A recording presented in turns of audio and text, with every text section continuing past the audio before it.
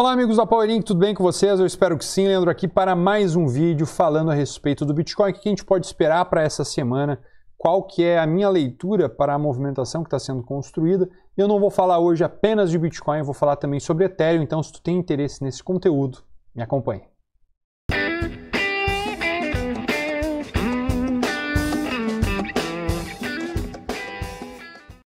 Então vamos para os jabás iniciais. Se tu ainda não conhece a PowerInc, seja bem-vindo. Considere se inscrever no nosso canal, deixar teu gostei, tocar o sino, né?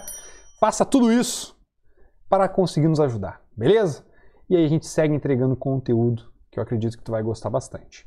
Diretamente para o vídeo, vamos ao Bitcoin. Eu vou começar em um tempo gráfico maior, a gente vai diminuindo tempos gráficos a fim de a gente conseguir ter uma leitura um pouco mais clara, beleza? Então, diretamente no gráfico de período semanal. Estamos aqui com o Bitcoin, eu vou apagar aqui todos os desenhos, eu vou tirar também minhas médias, tá? Eu vou tirar qualquer, só vou deixar o volume profile, tá? Que não atrapalha, que fica na direita. E vamos aqui para a leitura do gráfico. O primeiro ponto, o que a gente tem aqui é uma clara estrutura lateral, a gente tinha topos no mesmo nível, fundos no mesmo nível até então, e a gente observa que aqui alguma coisa mudou. O que mudou? A gente vê abaixo desses fundos anteriores, tá? No gráfico diário a gente conseguiu fechar barras abaixo dessa região. Isso não é tão interessante. Um ponto, de certa forma, mais otimista, digamos assim. Leandro, muito otimista? É, mais ou menos, né? A pessoa diz, mas é muito otimista? Mais ou menos, né? Não está bem otimista, né? Que é que nenhuma barra fechou abaixo dessas sombras aqui. Então a gente tinha uma sombra, uma amplitude de sombras, um range de sombras bem considerável aqui, a gente não teve barras fechando abaixo, né? A gente teve uma defesa considerável abaixo aqui dos 28.500, mas não é nada muito relevante, mas sim, a gente espera que agora a gente tenha pelo menos um pullback mais alto, afinal a gente vem de uma movimentação abrupta de queda, é aquela ideia de que a gente pode ter uma queda, alguém espera uma queda tão forte, tão abrupta? Ninguém espera, né? Então assim, aqui o mercado pesou mesmo, a gente sabe que teve um contexto estrutural, inclusive nas criptomoedas, a questão da Luna e tudo mais. Enfim, a gente tem que lembrar que a gente teve então esses catalisadores para uma correção tão abrupta. Além do mercado internacional inteiro, o mercado americano pesando, a gente também teve o caso ali com a UST da Luna, tá bom? Então, assim pessoal, a gente já tinha conversado em momentos, em vídeos anteriores, né, a gente falando aqui sobre essa movimentação aqui, que podia ser uma bandeirinha de baixa dentro do gráfico semanal, para tentar replicar toda essa movimentação aqui de queda alternada, né? Então toda essa movimentação ser replicada para cá, a gente vinha testar esse ponto do volume profile, enfim, a gente tinha já a ideia de que a gente poderia testar essa faixa aqui dos 23, e a gente já tinha comentado em vários vídeos. Inclusive, pessoal, além de dizer que toda hora vai cair ou que toda hora vai subir, uma ideia é vocês acompanhando o nosso raciocínio, porque como a gente opera o deslocamento de preços, vão ter pontos sim que a gente vai tentar buscar compras, que foi o caso aqui. A gente comentou sobre aqui se é um possível fundo. Depois disso, a gente pegou e comentou aqui sobre se é um possível ponto de reversão, essa região aqui. E realmente, observar o deslocamento de preços te ajuda a conseguir construir a leitura gráfica junto com a gente. Então, eu acho bem importante esse tipo de construção, tá bom? Então, assim, o que a gente ainda tem para cumprir de alvo? Se a gente pegar, então, esse topo, alternado por esse fundo, alternado por esse topo, a gente buscou o primeiro alvo em 30.548 e a gente tem um segundo alvo lá no 100%, que é onde normalmente a bandeira busca seu alvo tradicional, né? 100% deste movimento alternado, replicado aqui, vai estar lá na faixa dos 23.000, tá? Então, isso é um ponto importante, eu acredito que essa região funcione bem como uma zona de suporte aqui, tá? Abaixo disso, eu acho que daí o preço já talvez mude o comportamento, acelere, tá? Então, ficaria atento. Quanto ao gráfico diário, o que a gente tem aqui é o seguinte, a gente observa que a gente tinha uma movimentação forte de queda, um movimento prolongado, um tanto quanto climático, a gente teve essa barra aqui, que na minha leitura mudou bastante o contexto, então, ó, então essa barra aqui, ó, grande seta. Aqui, ó, essa barrinha aqui, para mim mudou bastante o contexto.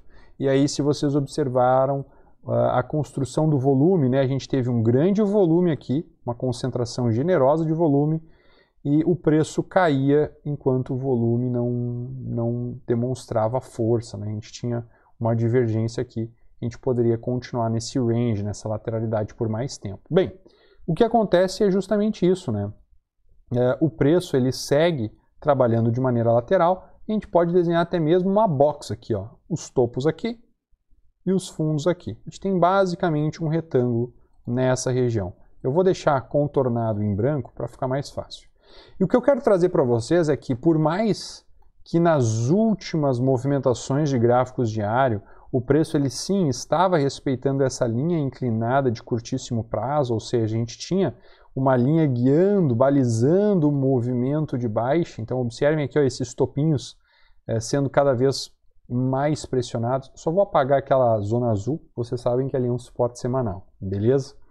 Beleza. Então assim, essa região aqui a gente tinha conduzindo os preços. No momento em que a gente vê um rompimento, o preço acelera para testar o topo da lateralidade.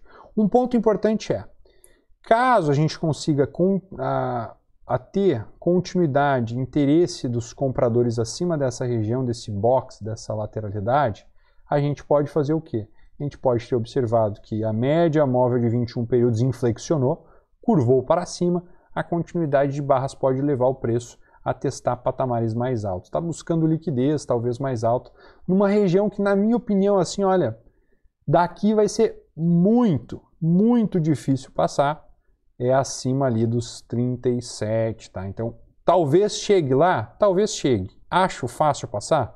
Muito difícil, tá? Então, assim, a partir desse fundinho anterior, então dessa região aqui mais baixa, ó, essa região de pavios aqui, eu já ficaria bem atento para começar, talvez, a pensar num novo movimento de queda. Então, aqui, ó, acima desses 34,5 até os 35,5, 36, ficaria bem atento. Agora, acima desses 37, próximo dos 38, eu ficaria com um pé muito atrás, porque aqui era uma zona de fundos anteriores e mesmo assim o preço rasgou para baixo. E o que antes é um suporte tende a servir como uma resistência quando o preço tenta voltar a testar, tá? Então assim, pessoal, ficaria muito, mas muito atento para o preço chegar aqui e fazer uma movimentação novamente de baixa, ou até mesmo o preço conseguir vir para cá, construir um zigue-zague, e aí onde todo mundo for comprar porque ficou otimista, o preço cair de novo, tá? Então assim, ficaria bem atento nessa questão, beleza? Espero ter ajudado com essa leitura. Isso do gráfico diário. Quando a gente entra num gráfico ainda menor, um 12 horas, a gente já vê que a gente tem uma barrinha um tanto quanto mais convicta, né?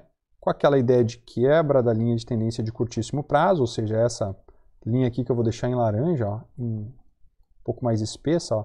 Observem aqui as sombras superiores, o preço, ele mudou o comportamento. Se você acompanhar aí se você acompanhar a banda de Bollinger, ó, ela também está abrindo, ou seja, a gente sai de um movimento de squeeze e tem um movimento de amplitude, né? Então é bem interessante.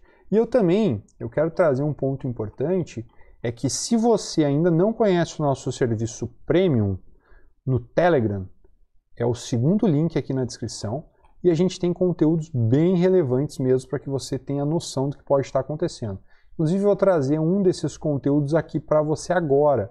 Se liga só, nesse dia aqui, ó, eu só pegar para vocês aqui o link, ó, a gente comentou o quê?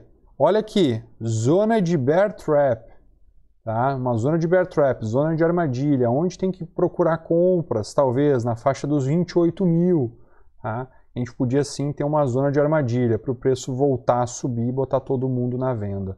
Evidente, vender esse rompimento a gente achava muito arriscado, era mais vantajoso esperar um pullback. Quando o preço armadilhou todo mundo, a gente já sabia que sim, podia ter uma região de defesa bem importante. E foi o que aconteceu. Então, se você quer essas análises em tempo real, dia a dia, um panorama do que a gente acredita, seja Premium, pode escanear o QR Code aqui do lado, ou melhor, aqui do lado, ou também clicar no segundo link da descrição e fazer parte do nosso grupo free do Telegram, chamar Gustavo ou Leandro lá. Ou também você pode clicar no primeiro link da descrição, que tem nosso site explicando tudo sobre os nossos conteúdos, nossos planos e tudo mais, beleza?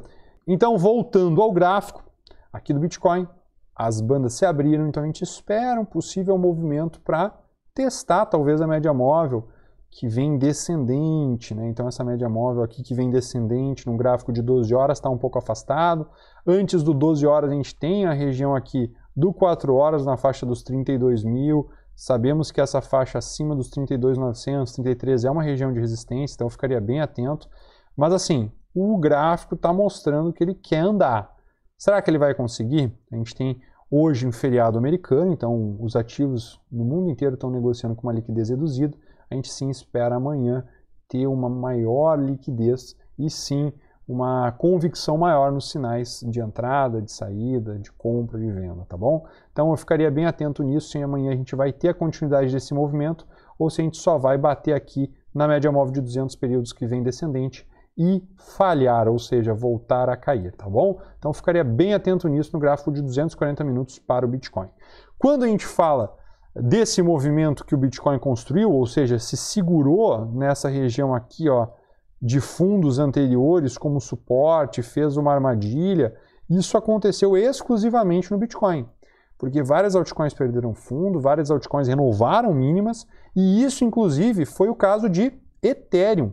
Então Ethereum, tá pessoal, renovou aqui a sua mínima, tá? Ela deu uma beliscada ali numa mínima um pouquinho mais baixa, um tiquezinho mais baixo, mas enfim, a gente testou uma linha de preços que antes a gente não tinha testado. Então, aparentemente, o que parecia que ia segurar, assim como o Bitcoin aqui em Ethereum, ó, em Ethereum foi diferente, a gente rompeu mesmo e não teve jeito. As altcoins sofreram bem mais. E essa região aqui, ó, que antes era suporte, agora vai ser o quê? Uma zona de resistência. Então já ficaria bem ligado para ver se aqui a gente não vai negar esse movimento e tentar fazer uma nova perna de queda para algum movimento mais direcional depois para cima, talvez um pullback mais alto, mas antes disso seguir acumulando aqui embaixo, tá? Isso no gráfico de 4 horas. Quando a gente olha um gráfico diário, fica um pouco mais claro para Ethereum, tá? Observem comigo. A gente tem aqui em Ethereum um movimento descendente, um gráfico abrupto, né? Uma queda violenta. E aí, galera, depois dessa queda violenta, a gente tem também um movimento de teste nessa região aqui, ó, de fundos anteriores. Diferente do Bitcoin, Ethereum não tinha perdido esses fundos. Observa como a gente respeitou. Tá? Então a gente estava mais forte até um determinado momento, mas agora a gente veio fazer um teste duplo aqui. Então um duplo fundo. Será que é um duplo fundo para reversão? Pode ser, mas pode também não ser. Por que eu digo isso? Porque simplesmente a gente está ainda apoiado e conduzido por uma linha de tendência de baixa de curtíssimo prazo, que é essa reta laranja aqui. Fica mais fácil de observar em qual tempo gráfico? Num 12 horas. Tá? Olha só, a gente tenta romper, não consegue. Para mim ficar mais convicto, eu gostaria de observar pelo menos o rompimento dessa reta. E já aconteceu no Bitcoin, mas não aconteceu nas altcoins. Ou seja, no momento em que o Bitcoin ganha dominância, as altcoins sofrem mais por uma possível retomada. Por mais que às vezes o Bitcoin performe com um deslocamento percentual menor, quando tu olha o gráfico, a composição gráfica, ele está performando melhor. Então, às vezes ele não perdeu zona de suporte, muitas vezes ele conseguiu romper resistência, o que as alts muitas vezes não fizeram. Então, para tu entender um pouco mais sobre dominância, eu vou deixar um link embaixo desse vídeo também. Não custa nada, só dá uma olhada lá, eu acho que tu vai gostar bastante, explicando por que tu tem que acompanhar a dominância, tá? E assim, galera, aqui em Ethereum, rompendo essa reta, com uma barra forte, algo bem interessante, talvez até mesmo um movimento como esse que eu vou desenhar aqui para os amigos, ó, um movimento de rompimento para cá, um teste nessa região toda aqui, ó, um novo movimento de zigue-zague ascendente. Isso aqui poderia configurar até mesmo um ombro, cabeça, ombro. Cabeça, ombro, joelho e pé. Vocês já ouviram essa música? Então seria mais ou menos isso, tá, pessoal? O que eu me refiro é essa sequência aqui, ó. Aqui, ó. Essa movimentação aqui. Mais simétrico ficaria se o preço testasse aqui, viesse aqui novamente para fazer um zigue-zague acima. Isso seria uma estrutura um pouco mais simétrica, com uma neckline aqui assim, ó. Isso seria bem interessante. Porque daí a gente teria a continuidade de um zigue-zague e um pivôzinho. Seria interessante. Eu acho que seria bonito. Porém, na minha leitura, o movimento mais forte para Ethereum não seria com essa figura gráfica. Na minha leitura, o movimento mais forte para Ethereum romper essa estrutura seria uma queda novamente, talvez tentar renovar a mínima e falhar a renovação dessa mínima, ou seja, botar todo mundo na venda de novo, para daí sim o preço fazer uma movimentação aqui. Isso seria basicamente uma cunha com o fundo duplo, aqui esperada aí ao invés de um movimento aqui de cabeça e ombros, tá? Esperar uma wedge, né? Algo desse tipo aqui, alguma movimentação de acumulação aqui embaixo, tá? Eu acredito que esse seria um movimento mais interessante e daria mais força para o preço romper e conseguir chegar a patamares mais altos. De qualquer forma, reforço para vocês que não vai ser fácil o Ethereum passar dessa região aqui dos 2.300, tá? Essa região aqui de fundos anteriores também. Para Ethereum eu acho que vai ser uma pedreira. E lembrem-se sempre, meus amigos, é mais fácil pedra rolar morro abaixo do que a água subir morro acima, tá? Então assim, já que a pedra está rolando, não sei se para tão rápido, tá? A gente ganhou momentum, né? O preço ele deslocou rápido e agora para que ele consiga reverter ou buscar equilibrar essa força, eu acredito que a gente precisa pelo menos alguma formação aí como essa que eu descrevi para os amigos, uma wedge aqui assim, algum processo de afunilamento de preços, para daí sim um movimento mais forte. Ou seja, eu preciso de tempo para que isso aconteça, para que o equilíbrio de forças venha a ser construído novamente. Tá bom? Então essa é a minha leitura sobre Ethereum, sobre Bitcoin. Eu espero que tu tenha gostado dessa análise. Eu até espero que esses dois ativos eles continuem consolidando para depois fazer um movimento de alta, porque isso vai ser um movimento mais amplo do que simplesmente fazer um movimento agora e aí ser o voo da galinha, né? Aquele pá, subiu, caiu. Então, eu espero que vocês tenham gostado. Se gostou, não esquece, deixa teu gostei no vídeo. Acompanhe os links que eu vou deixar abaixo desse vídeo para que tu fique por dentro das nossas análises, beleza? Agradeço o teu tempo até aqui. Forte abraço, bons trades, até mais. Falou!